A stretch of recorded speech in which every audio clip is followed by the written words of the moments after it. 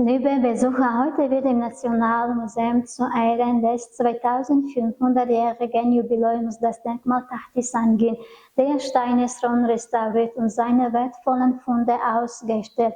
Nach der Eroberung Zentralasiens durch den Alexander den Großen hat sich die lokale Kultur in der Region mit der hellenischen Kultur vermischt, was der Fund des Koran-Denkmals belegt.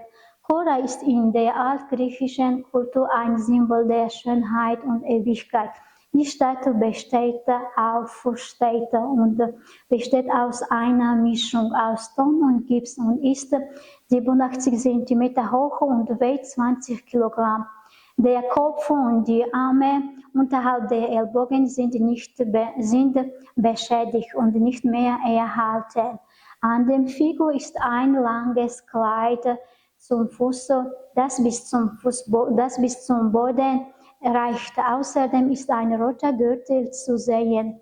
Die Statue stammt aus dem 3. bis 2. Jahrhundert vor Christus. Sie ist ein klares Zeugnis für das Zusammenleben und die Synthese verschiedener Kulturen und spiegelt den Beitrag der tadschikischen Nation zur Entwicklung der Weltzivilisation wider. Liebe Zuschauer, wenn Sie mehr über die Ausgrabung der Tahtis Angin und die Statue Kora erfahren möchten, herzlich willkommen im Nationalmuseum.